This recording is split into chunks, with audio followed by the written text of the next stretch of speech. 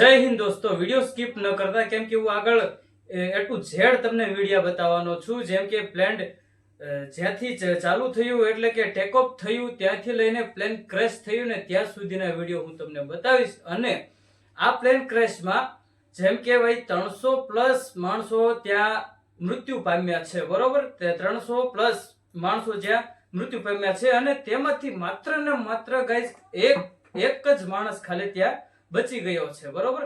અને ઈ ગાઈસ આ ચમત્કાર જેવી એક વાત છે. એ તો તમને બધાને ખબર હશે કે 300 માંથી ભાઈ એક માણસ જે બચી ગયો છે અને પ્લેનની અંદર બેઠેલો પેસેન્જર અને જેનું નામ છે રમેશભાઈ વિશ્વાસ કુમાર. જી હા ગાઈસ, તમે બિલકુલ સાચું સાંભળ્યું છે.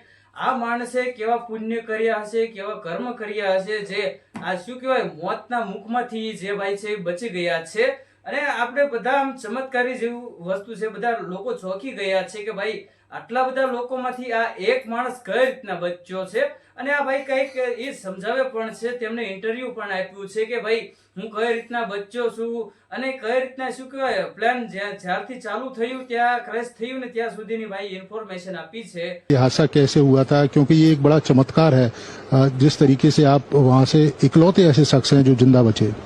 वो मेरे नजरों के सब सामने हुआ था. मेरे खुद को भी बिलीव नहीं होता कि मैं कैसे उसमें से जिंदा बाहर निकला.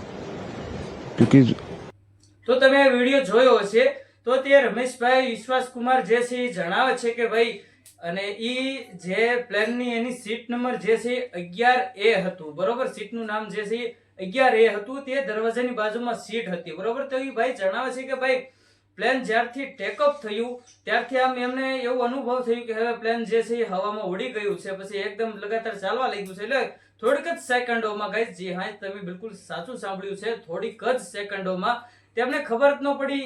એ પોતે કહે છે કે ભાઈ કે 10 સેકન્ડ માટે શું થયું શું નહીં કશું જ ખબર ન પડી, બરોબર? એ ભાઈ આંખ ખોલી ત્યારે એમને ખબર પડી કે હું એક જીવતો છું, બરોબર? બીજા બધા લોકો ત્યાં બે અવસ્થા પડેલા હતા, બરોબર? એટલે ટૂંકમાં મૃત્યુ જ પામી ગયેલા હતા. પછી આ ભાઈ છે ને હિંમત ન હારી અને દરવાજાની બાજુમાં એની સીટ હોવાથી તે ભાઈ ડોરને જેમ તેમ કરીને ખોલીને પણ નીકળી ગયા છે. તેમના હાથમાં થોડુંક દાઝી ગયા છે, પરંતુ જે સાવ આમ શું કહેવાય સાવચેત રીતે બચી ગયા છે. અને ભાઈ આ ભાઈ જે છે એ બેભાન નતા થયા, બરોબર? બીજા જે લોકો છે એ બેભાન થયા હોવાનું જણાય છે, એના લીધે તેને ત્યાં પડ્યા રહ્યા હોય એવું કહેવામાં આવ્યું છે.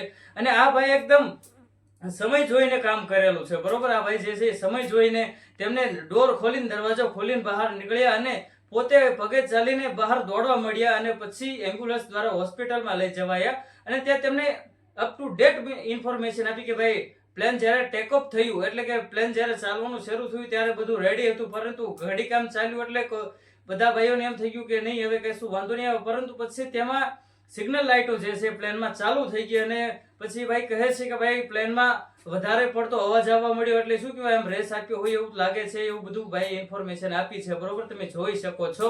અને ગાઈઝ મારી ઇન્ફોર્મેશન તમને સારી લાગી હોય તો પ્લીઝ યાર લાઈક કમેન્ટ ન કરો તો ચાલશે, પરંતુ એક સબસ્ક્રાઇબ કરી દો, બરોબર? પાક્કા ગુજરાતી સબસ્ક્રાઇબ કરીને જાઓ, બરોબર? તો હવે મળીએ નેક્સ્ટ વિડીયોમાં. ત્યાં સુધી જય હિન્દ, જય ભારત.